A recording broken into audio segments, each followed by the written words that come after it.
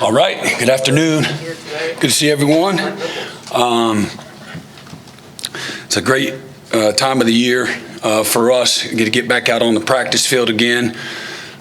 Never gets old. Really, really fun time of the year as you start over and you rebuild your team literally from the ground up. I know we met here just a couple of weeks ago talking about our signees, getting an opportunity to get them in front of you. Hopefully y'all enjoyed that, and as you continue to build relationships with them, I think it was great for them. They had a great time with y'all, so appreciate y'all giving them a bunch of softballs, a bunch of layups, and but we've been really, really busy for the last 2.5 months, and from program installation, we got 26 players that this is the first time they've been on the squad here at mid-year, and a few new coaches. Obviously self-scouting, studying other people, finding ways that we can be better on and off the field, efficiency-wise, making the improvement where we need to, really taking a good hard look at ourselves,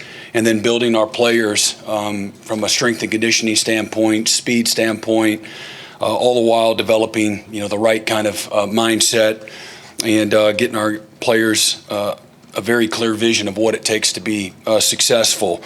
But building team morale and chemistry and leadership, challenging our guys in a variety of ways, both on and off the field, is what we've really worked on here for the last several weeks.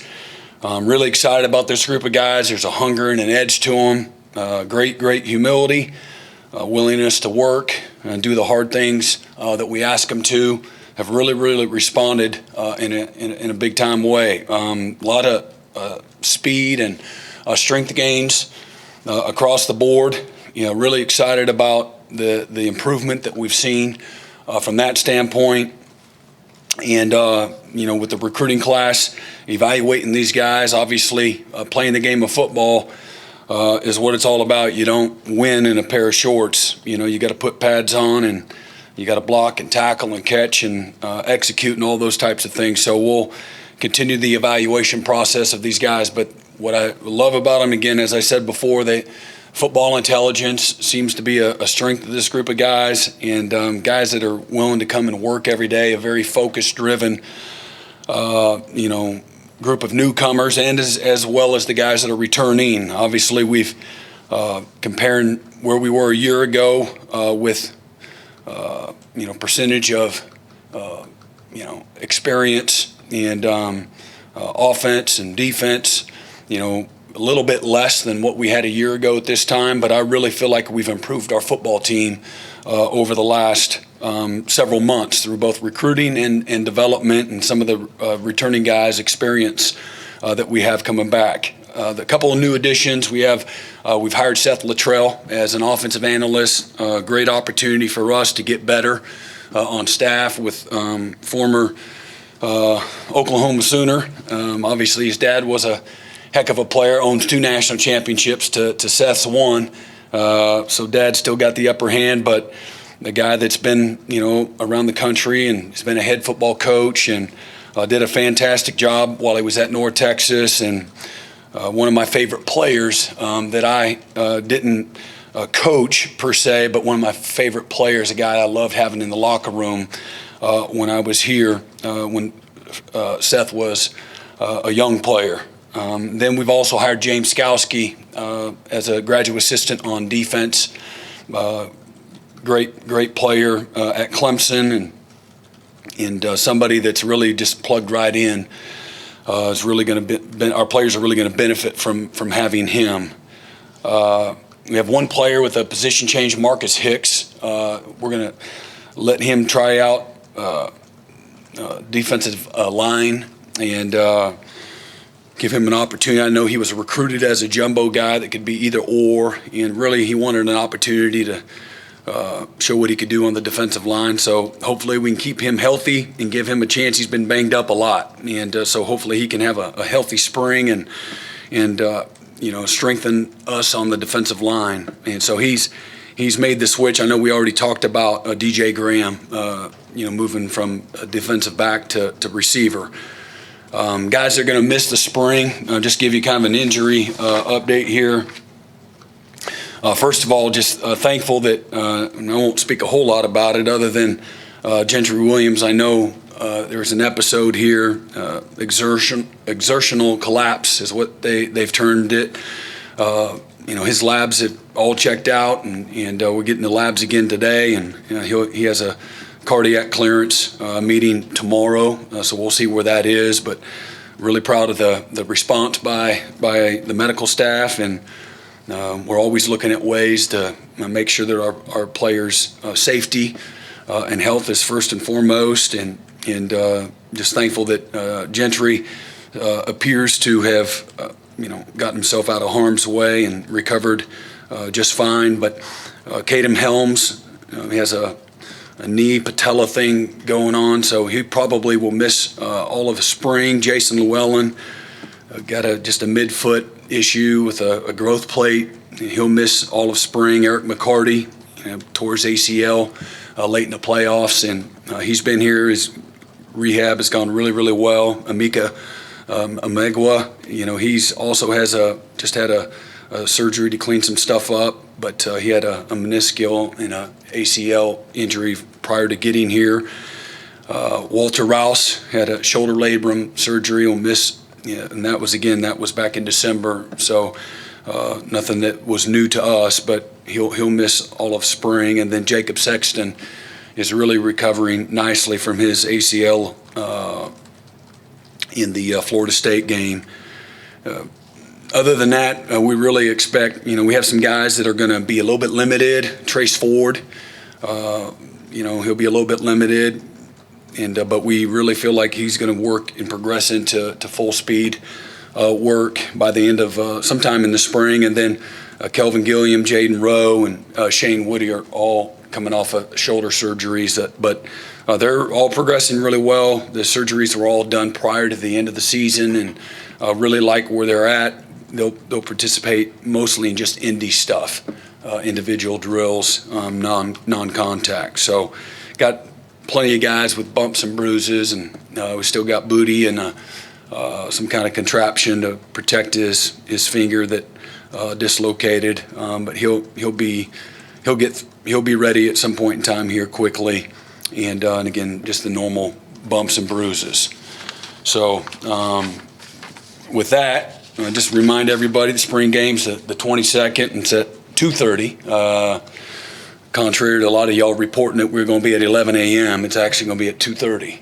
So time to pack the palace again and make this place a special place at that time. And then lastly, we had really thankful for Josh Norman and staff that took 11 players. They went down to Brazil over the break, just coming off a spring break, and guys gave up their spring break to go serve down in Brazil, and so I thought that was a great experience for those guys. So anxious for them to get back and share some of their experiences with our players. So with that, I'm going to open it up for questions. Start on the right side, Ryan Aber. Yeah, Brent, we found out some more, a little bit more details about the proposed new facility. When you go over that and everything that y'all want to be a part of that, what to you is the biggest need, or maybe a couple of the biggest needs in adding that? Well, everything matters, first and foremost. And, a facility for many people is where you train and become a great football player. But to me, all these kids are going away from home for the first time. So for me, I want a home. I want a home that's efficient, a home that's connected. Efficiency is a very important thing. You get 8 hours in the out of season, you get 20 hours during the season, and just like that, it goes by quick. This is the only program in all of college football in the top 10 that the football facility isn't connected to the indoor facility. And so as we know, the weather gets pretty crazy around here, and at the drop of a hat, you got to leave the practice field because of lightning or whatever is getting ready to happen from a weather standpoint. And you either are able to finish practice by going to the indoor, or your practice is canceled.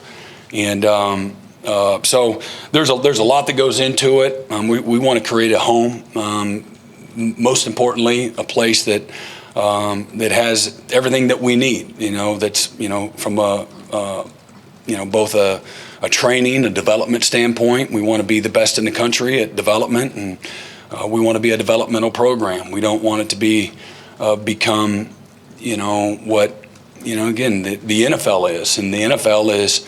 It's all about just the money. And, no matter what happens in college football, we know that the genie's out of the bottle. We know that. Okay, I think we're all in agreement.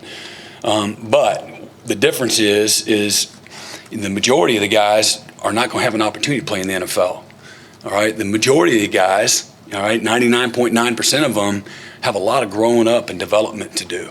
I'm not talking about football. I'm just as young men finding their way in life. And so you do all that through relationships, through a home, through efficiency, both on and off the field matters. And so, we're not going to change course in regards to,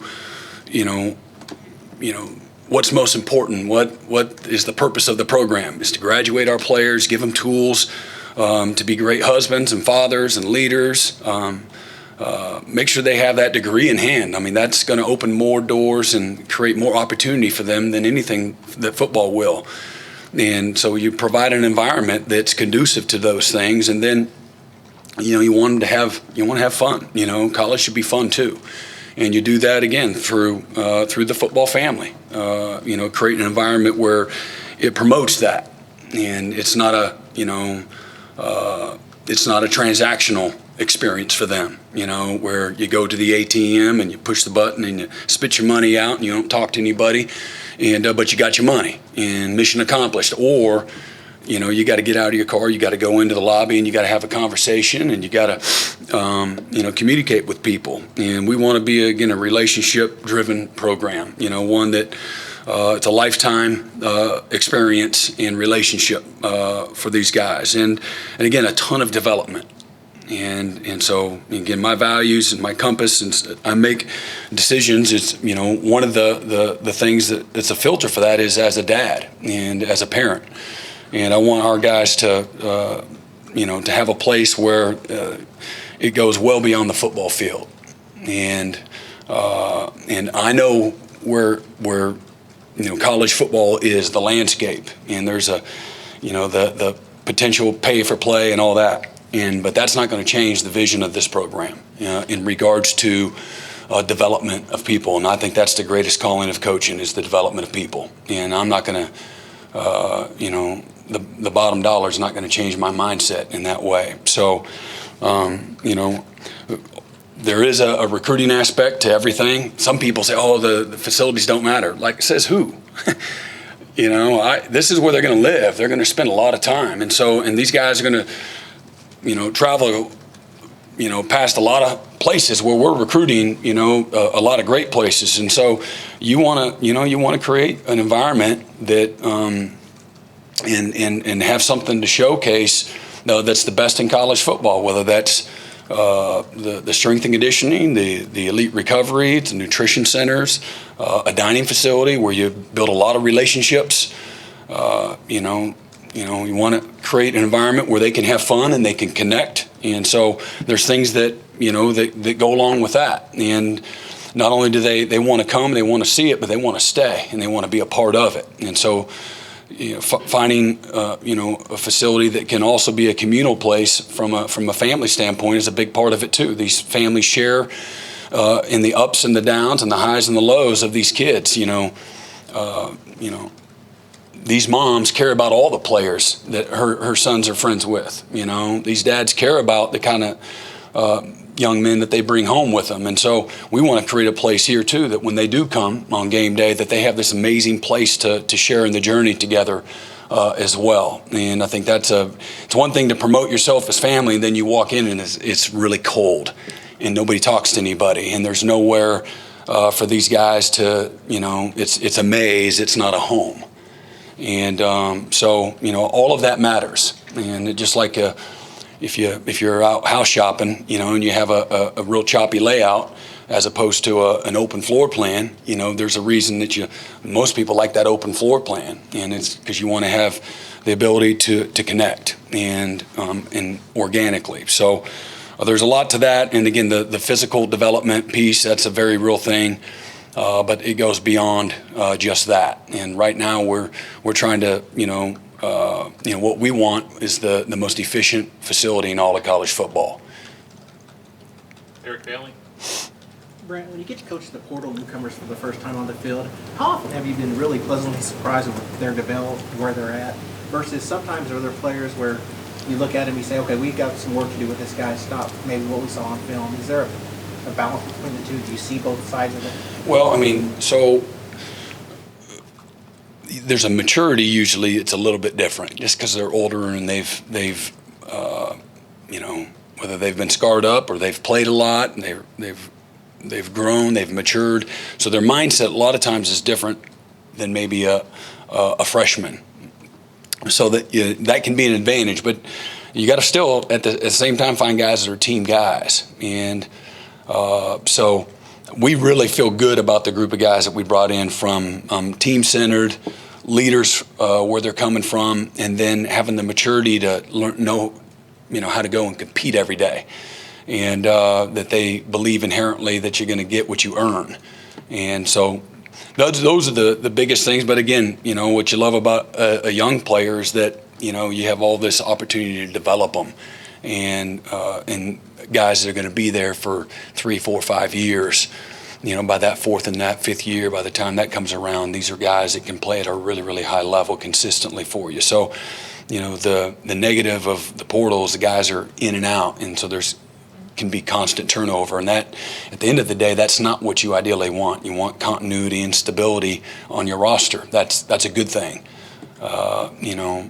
Even if it's a little lesser talent, you get a guy for 3, 4, 5 years. Those 5th-year guys, man, they can play at a really high level, and they understand what winning football looks like, and they certainly understand inherently and deeply how you do what you do. Mm-hmm. This side, James Hale. Brent, you go into the spring looking, you lost quite a bit of your wide receiver production, graduation, whatever. You just told us about a couple of tight ends are off. Talk about your receiving core going into spring and how those guys, who you expect to develop and come on for you. Yeah, so, a couple of them were guys that were freshmen. Nick Anderson, was banged up most of the year last year. Jaden Gibson was still just really tall and skinny and learning how to have the right mindset every day. J.J. Hester is a young player still. He came in from Missouri and was hurt, had surgery and sat out all the year. Even Gavin Freeman, who we created a role for him, he didn't come in till late. So those are guys there, just to name a few, and Andrew Anthony is another newcomer. Really, guys that weren't in the competition last year for those reasons I just said.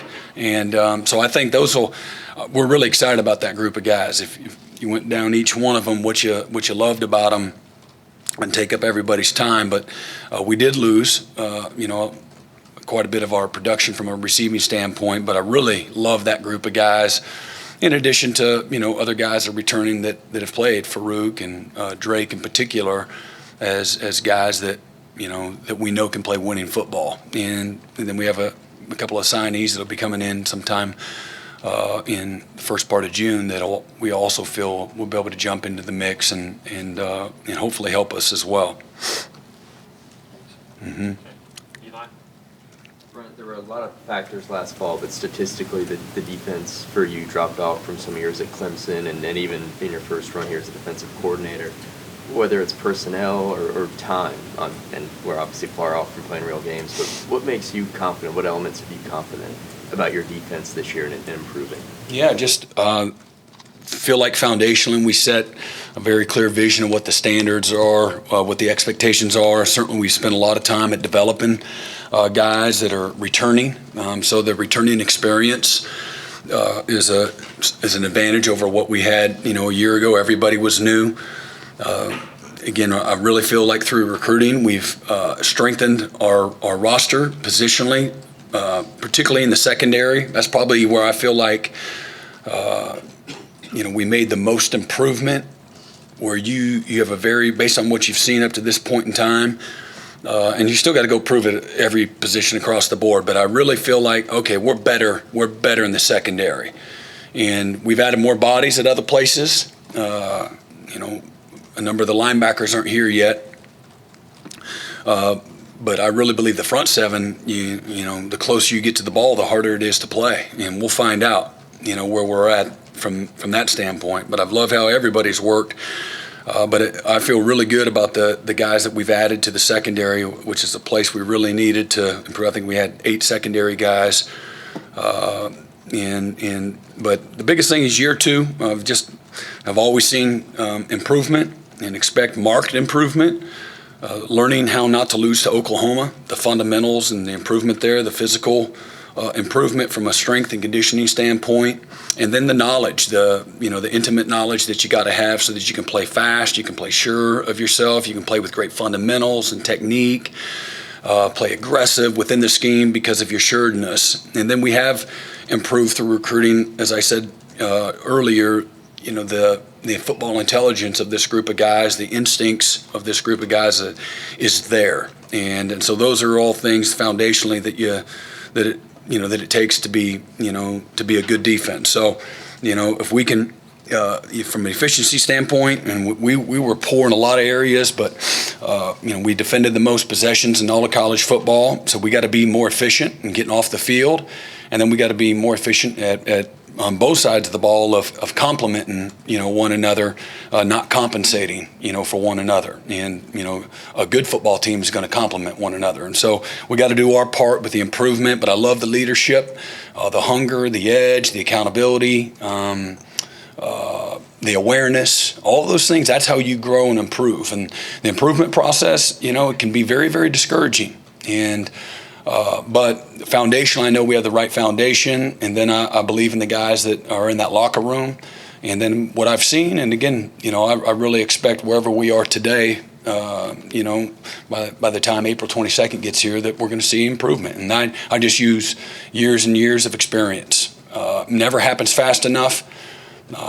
And wherever we are by the end of next season, it still ain't going to be good enough. And I want our guys, the best of the best, are never satisfied. But I expect us to be on another planet defensively. Everybody else can talk about, projection of rankings and all those types of things. I just want to see improvement in all the basics, the fundamentals. Our guys played with good effort last year. We just didn't play or coach well enough in a lot of areas. And again, we got to continue to improve with our fundamentals, our techniques, our understanding, and again, the physicality that it takes to win, and win with great defense. And at the point of attack, we weren't very good last year. And, we got bullied around and beat up too much, whether it was outside on perimeter screens or at the point of attack on a quarterback counter. And got knocked off the ball and got ran through and just played bad defense. And if we put it on the field, it means we coached it. So we got to get better, coaches and players. But I really like the hunger and the toughness that these guys have attacked the out of season and the edge that they have going in to spring ball. And I think it takes those things first you asked me why I believe that we're going to be better. And that's why. Bob? Yeah, Brent, looking at the running back room, losing Eric Gray, not just production, leadership, and that's such a young room. How do you try to balance that? You need to see more from Gavin, Javante, and Marcus, but you also don't want to put too much on them to where they might get hurt throughout spring. Yeah, I like the group of running backs that we have. We lost half of our rushing yards. I think we have 32% of our receiving yards coming back. We have 50% of our rushing yards coming back. So it's a little better than you'd probably think. Eric was fantastic, but remember, that was his first year starting. And everybody wondered going into last year, too, how are we going to replace Kennedy Brooks? And Eric really stepped up. He had his opportunity and really, stepped up and was a great leader. Wasn't real vocal, but he showed up and acted like a pro every day by his consistency and his toughness, had a great mentality, a willingness to go to work every day, responded to good, hard, tough coaching that DeMarco will give those guys. And I love our running backs. I really feel good about where we're at. They need to continue to improve, so you have to practice, and guys get bumps and bruises. That's part of the game. Nobody likes it, but that is, a byproduct of developing your team. And, you can't practice in a soft way and expect to play, hard, tough, physical way. So that's all going to be part of it on the journey. But it's a really good, strong group of guys that I think are really looking forward to having their opportunity to being the guy. But I think for us to be at our best, we're going to have good competitive depth. I believe that we have that. That'll be determined. And I like our leadership. These are guys that are accountable. DeMarco hasn't recruited guys that aren't accountable. And that's, the challenge for everybody, on staff is to find guys that, that value hard work, that value education, that value being a great teammate, that value, going through something, having to overcome something, having to fight through something. They value that they have a very clear vision, all the tough things that it takes to be great. And, as we say all the time, running towards the hard, that's a part of it, and having some failure along the way. So these are good, tough, mentally and physically players that we're talking about at the running back position. And again, the test of time will tell, but I really believe that Eric, if he did anything, he did a great job of showing guys how to lead. And, Javante and Gavin being guys that are returning, along with Marcus Major, who we're going to get back here to start things up, all have the right mindset to continue to do what Eric did for us last year.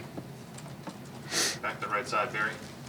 Yeah, Brent, you talk about developing the defense, long-term development with third, fourth, fifth-year players.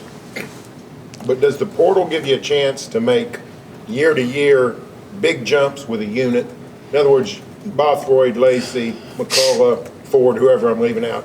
Does just the presence of a portal and the immediate eligibility give you an opportunity to take major steps in one single offseason? I think it gives you that chance, no doubt. The things that they're bringing to the table, whether it's improved skill, the experience, having guys, you can't. It's hard to just manufacture experience. So within your roster, sometimes you have more of it returning than other times. This is an opportunity to bring the experience. And then the biggest thing to me, the biggest challenge is finding the right people. And, it's not like you have, a bunch of day one NFL draft picks that are available in the portal every year. And if there are, they don't last long. And you always got to kind of question why would they? What's the story? There's always a backdrop to it. So, I think that the key is being able to find guys that are good enough, that meet your needs. Hey, and sometimes look, we got to find some bodies that can come play, that can execute. Because of, again, you might have lost a bunch of guys at one position. We lost a bunch of guys up front, so we had to bring in a bunch of guys, both high school and portal. But it does let you bridge a gap quickly, but you got to find the right guys that are team guys that learn well, guys that are going to come and compete every day, guys that are available. They're healthy too. We took a chance on a few guys that we felt like that were worth it, that were going to come in a little bit, overcoming some injuries from a previous year, and so we're hopeful that'll pay off as well. But you can definitely get better quickly with experience and maybe again improved players at particular positions. No doubt. But there's still a learning curve, and there's still guys having the willingness to come in and compete and handle adversity. And if they're not the first guy, first few days, the first few weeks, the first few games, how are they going to respond? Are they going to be still going to be good team guys and judge a player, in moments of adversity and strain, not when things are going great. And so we'll have a chance to see that during the course of the spring, and then certainly that'll all play itself out during the course of the year. But really excited about those guys on defense, and Reggie Pearson was another. I think you hit on about everybody else. And again, what we've seen, how these guys their mindset every day and their humility, and again the way they come and compete. That's been fun to see, whether it's Lacey or Bothroyd or Devin or Reggie, Desan. Those guys all have showed up with a hunger, like they got something to prove, and they got a lot that they have to continue to improve at. You know, a guy like Desan, he had shoulder surgery a year ago and coming out of high school, and so he didn't have a year of all this physical development, which he needs. His frame needs that. He's got a really good frame, but he's got you know, a lot of filling in still to do, which he will do over the course of time, and he's made some great gains already. But these guys, none of them are finished products. Some of them have played a little bit more, like a Bothroyd, than others, but Pearson's played quite a bit. And but we brought these guys in to make us better, and hopefully that's a starting position. If they're good enough to earn it, great. If not, that means that we're getting the best version of guys on our roster, and some guys that we took, some of that played into it too. Hey, let's bring in some competition here. That usually brings out the best in everyone. George Doyle. Hey Brent, kind of going off that transfer portal stuff, over the last year, has your opinion or perspective on going into the portal changed when you see teams like TCU compete for a national title after going with all those roster turnover? And secondly, do you feel like you were more prepared this year to go into the portal than maybe last year? Yeah, and I don't know what all TCU's, I know on offense they didn't have a ton of a turnover. I know they had a lot of returners, especially up front, a veteran offensive line and a quarterback that was a Heisman finalist that was not in the portal. And they did a great job, a really, really good job. But we have the same philosophy, you know, again, address your roster how it needs to be addressed. You have to be prepared to respond if you do lose a lot of guys. As I said, you know, we gave guys 12 months of grace. You know, when we got here 14 months ago, we had almost half the roster. We had a lot of work to do. There were some things, I know we had won some games, but you know, there was a lot of issues off the field that we had to fix, and a lot. And over the course of, you know, two teams, change and turnover after after the Oregon game, and then certainly, you know, giving guys an opportunity to figure out if they wanted to, you know, live up to the standards and the expectations of our program, help guys that maybe needed to find a better opportunity to go play, and again, try to give guys the help that they need at some point in time. You know, you've got to be willing to make some good, tough decisions. It's the last year that we're able to sign more than the 25 initial scholarship, and so we wanted to take advantage of that. And so that's how we got to 37. And so that is not going to be the norm, but that's always going to be an opportunity for us to gain some experience and some playmaking, you know, where we see fit. When you have guys leave early for the NFL or graduation, or again, if you have somebody that you didn't expect, a returning starter, you know, pick up and leave, you have to be ready to respond. And hopefully you're recruiting and developing the right guys right here in your own locker room. To me, that's the most important portal that we have, is creating an environment where guys they're treated the right way, they're shown value, they're developed in every part of their life, on and off the field. You know, in their journey, they know they show up here every day, that they matter. And I think that's important for us. So I want to still make it very relational, and even in the days of the portal, and as opposed to transactional, and still recruit guys even within the portal that are looking for that. And maybe they're leaving a transactional place and they're looking for somewhere where it's about a lot more than just the ball. Time for a couple more. Far right side, Ryan Chapman. Right, you mentioned the influx not going to be the norm, but how much different is that going to look this spring as opposed to last spring, considering that every phase was new for you guys with the coaching staff coming in?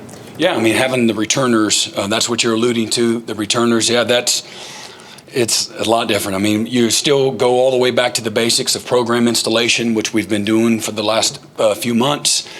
how you do what you do. It's, everybody needs to always be reminded of what those are. Again, what your standards are, what your values are, what your expectations are of your guys.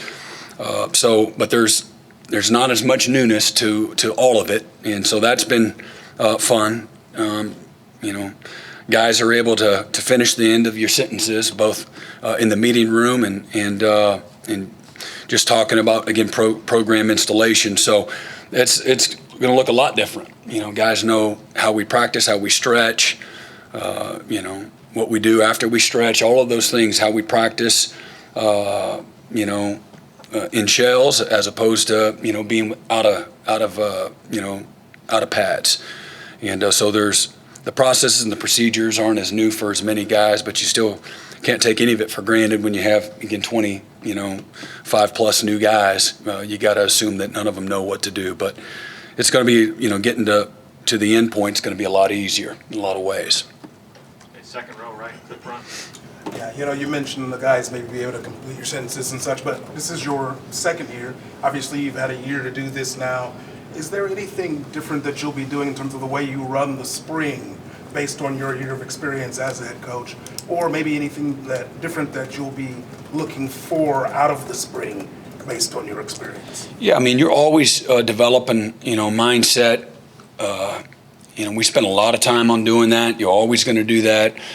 Just being more efficient, probably all the way around. You're always looking at ways to tweak things, new drills to do, how you incorporate different parts of the practice, where they all lie, and so you're always looking at ways to be better that way. So there's some subtle changes, both in how you meet and how you walk through and how you actually practice. But the meat and potatoes of it will remain the same. And having the right kind of balance on and off the field will remain the same as well.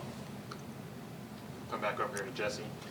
Brent, you've talked about how much you like the versatility of this incoming class, particularly on defense, maybe making an impact on different positions. Just when you have this spring period, how much is the emphasis, especially with some of these young guys, at getting them different looks at different positions, or how much is it maybe just getting them acclimated and adjusted to college? Well, that's, a good point. You don't want to overload guys as they're trying to transition. There's a delicate balance, and so if you are doing it, you're typically doing it with guys that you really feel like, for whatever reason, their maturity, their mental capacity, their skill set, all align with, hey, I'm going to give you a little bit more homework to handle. And if you do that, and you have to be very conscientious and just paying attention to how are they handling that, and if the load's too much, be willing to pull back. And but for us as a defense, we need to find out more about some guys in their versatility to find out, whether it's sub packages or just maybe even competing for a starting position. And some guys might have the opportunity to win a job at multiple spots. So we've identified who we think might be. That'll end up changing by the end of the spring to some point, some degree. We might discover somebody that we feel like, hey, we need to maybe look at them at more than just one position. But this is an important time of the year where you can't remanufacture. You don't have to play games right now. So the ones that you want to find out, hopefully they can be overloaded from a rep count standpoint, because you just can't remanufacture reps. So the reps that you do right now are critical in trying to build a foundation. Maybe it's for discovery on your behalf, or for building up their foundation going into next fall. When you can't have that same philosophy during the fall, just because you want guys to be able to be fresh and what have you. So this is what that time of the year is for, without question. And we'll see a little bit of a handful of guys that we're really anxious to see them at a couple different spots. Coach, looks like we got one more question in the back left. Coach Venables, with Right, spring baby. ball on the way, can you speak on that special feeling that Team 129 has? Well, what I love about Team 129 is they love to work, and it's a group of guys that have fun. We had as fun a competition and balanced a competition. I told the guys the offense pulled out way out in front in our competitions the first half of winter conditioning. And then the second half, the defense came out of nowhere and got it all the way to our very last competition, and we tied, which I don't know, I've going on 28, 29 years if I've ever been there. So what I see is competitive balance, competitive stamina, and again, great humility and willingness to go to work. Hopefully that'll bode well on the field. Absolutely. Now, one more question. What's your favorite animal and why? My favorite animal. Danny Stutzman is my favorite animal. And he's my favorite animal because that man knows where the football is. He knows how to find the ball. So there's your affirmation for the day. Danny needs a little extra attention, everybody, just so everybody, if you all weren't aware. So, Don't worry. We'll be in meeting. I'm not home. All right. Thanks, Coach. Yeah, good to see you, Danny. Thanks, Is that it? Thanks, Brent. All right.